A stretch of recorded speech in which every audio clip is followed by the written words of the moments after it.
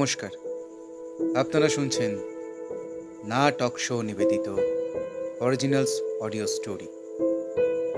আজকে আমাদের সঙ্গে পেয়ে গেছি বাংলা তথা হিন্দি চলচ্চিত্র জগতের অভিনেতা শ্রী সুব্রত দত্ত মহাশয়কে। তাকে অসংখ্য ধন্যবাদ আমাদের সঙ্গে যোগ দেবার জন্য। আজকের গল্প সাদাত হাসান মান্টো রচিত খোলদো। গল্প পাঠে স্বয়ং সুব্রত দত্ত। শুরু করছি আজকের গল্প। खोल दो। सादत हसन मंटो। अमृतसर से स्पेशल ट्रेन दोपहर 2 बजे चली और 8 घंटों के बाद मुगलपुरा पहुंची। रास्ते में कई आदमी मारे गए, बहुत से जख्मी हुए और कुछ इधर उधर भटक गए। सुबह 10 बजे कैंप की ठंडी जमीन पर जब सिराजुद्दीन ने आंखें खोली और अपने चारों तरफ मर्दों, औरतों और बच्चों का एक उमड़ता समंदर देखा तो उसकी सोचने समझने की ताकत और भी बूढ़ी हो गई। वो देर तक धुंधले गर्द से ढके आसमान को टकटकी बांधे देखता रहा। यूं तो कैंप में शोर मचा हुआ था, लेकिन बूढ़े सिराजुद्दीन के कान तो जैसे बंद थे। उसे कुछ सुनाई नहीं देता था। कोई उसे देखता तो ये सोचता कि वो किसी गहरी नींद में डूबा है, मगर ऐसा नहीं था। उसके होशो हवास गायब थे। उसका सारा वजूद शून्य में लटका हुआ था।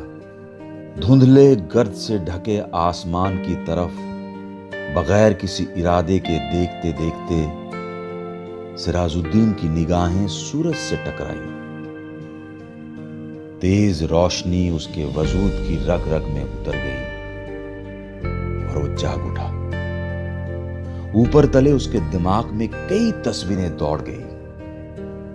लूट, आग, भागम भाग, स्टेशन, गोलियां, रात और सकीना। सिराजुद्दीन एकदम उठ खड़ा हुआ और पागलों की तरह उसने चारों तरफ फैले हुए इंसानों के समंदर को खंगालना शुरू कर दिया। पूरे 3 घंटे वो सकीना सकीना सकीना सकीना पुकारता कैंप का कोना कोना छानता रहा, मगर उसे अपनी जवान इकलौती बेटी का कोई पता ना था। चारों तरफ एक धांधली सी मची थी। कोई अपना बच्चा ढूंढ रहा था, कोई मां, कोई बीवी और कोई बेटी। सिराजुद्दीन थक हार कर एक तरफ बैठ गया और दिमाग पर जोर देकर सोचने लगा कि सकीना उससे कब और कहां अलग हुई। लेकिन सोचते सोचते उसका दिमाग सकीना की मां की लाश पर ठहर जाता, जिसकी सारी अंतड़ियां बाहर निकली हुई थी। उससे आगे वो और कुछ ना सोच सका। सकीना की मां मर चुकी थी। उसने सिराजुद्दीन की आंखों के सामने दम तोड़ा था, लेकिन सकीना कहां थी, जिसके बारे में उसकी मां ने मरते हुए कहा था, मुझे छोड़ दो और सकीना को लेकर जल्दी यहां से भाग जाओ, जाओ यहां से। सकीना उसके साथ ही थी। दोनों नंगे पांव भाग रहे थे। सकीना का दुपट्टा गिर पड़ा था। उसे उठाने के लिए उसने रुकना चाहा था। सकीना ने चिल्लाकर कहा था, अब्बा जी छोड़िए, लेकिन उसने दुपट्टा उठा लिया था।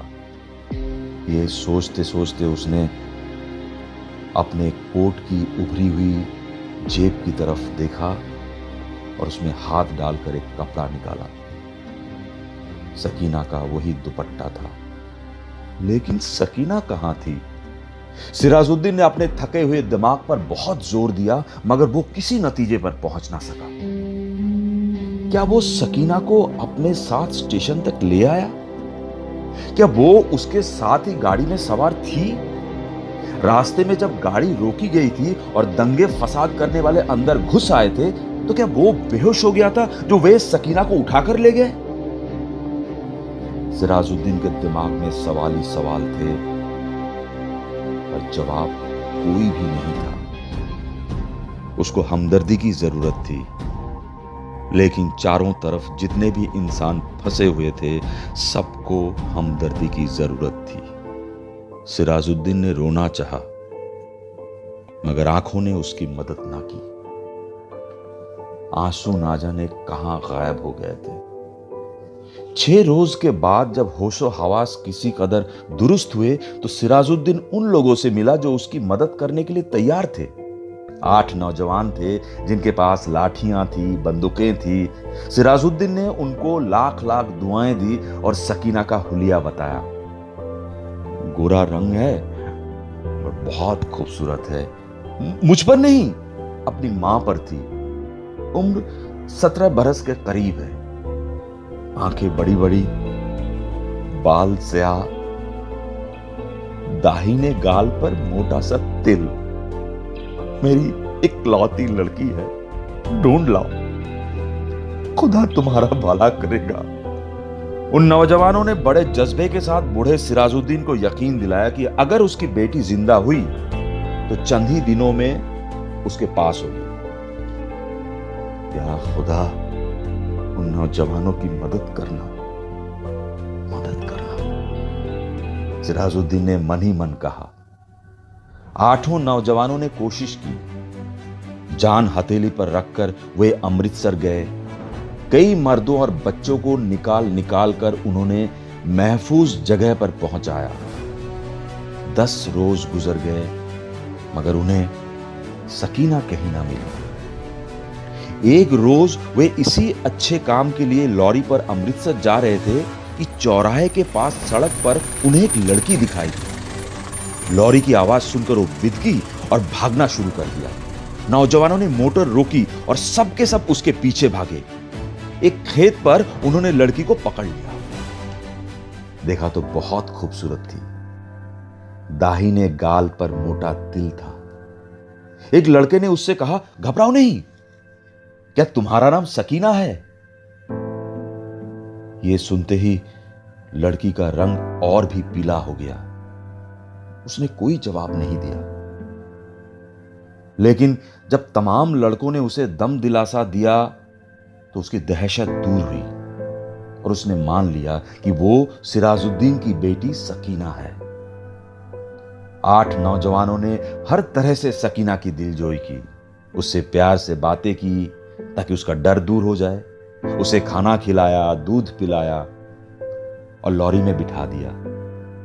एक ने अपना कोट उतारकर उसे दे दिया, क्योंकि दुपट्टा ना होने की वजह से वो बहुत उलझन महसूस कर रही थी और बार बार बाहों से अपने सीने को ढकने की नाकाम कोशिश में लगी हुई थी। कई दिन गुजर गए। सिराजुद्दीन की सकीना की कोई खबर ना मिली। वो दिन भर अलग अलग कैंपों और दफ्तरों के चक्कर काटता रहा, लेकिन कहीं से भी उसकी बेटी का पता ना चला।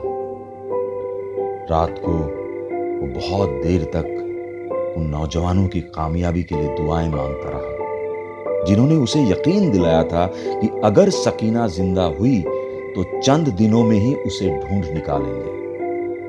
एक रोज सिराजुद्दीन ने कैंप में उन नौजवान लड़कों को देखा। वो लॉरी में बैठे थे। सिराजुद्दीन भागा भागा उसके पास गया। लॉरी चलने ही वाली थी कि उसने पूछा, बेटा, मेरी सकीना का कुछ पता चला बेटा? सबने एक जवाब होकर कहा, चल जाएगा, चल जाएगा, और लॉरी चला दी। या खुदा, नौजवानों की मदद करना खुदा। ये लोग मेरी बच्ची को ढूंढकर मेरे पास जल्द से जल्द ले आए। या खुदा, मदद खुदा। सिराजुद्दीन ने एक बार फिर उन नौजवानों की कामयाबी की दुआ मांगी और उसका जी किसी कदर हल्का हो गया। शाम के करीब कैंप में जहां सिराजुद्दीन बैठा था उसके पास ही कुछ गड़बड़ सी हुई। 4 आदमी कुछ उठाकर ला रहे थे। उसने मालूम किया तो पता चला एक लड़की रेलवे लाइन के पास बेहोश पड़ी थी, लोग उसे उठाकर लाए हैं। सिराजुद्दीन उनके पीछे पीछे हो लिया। लोगों ने लड़की को अस्पताल वालों के सुपुर्द किया और चले गए।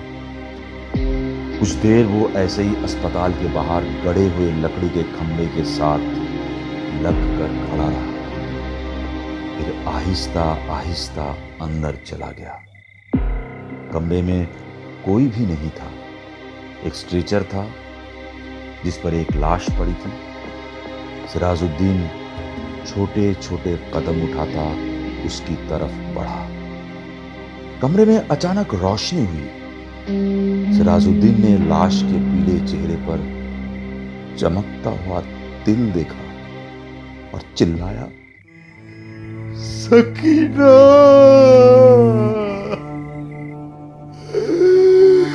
मेरी बच्ची सकीना।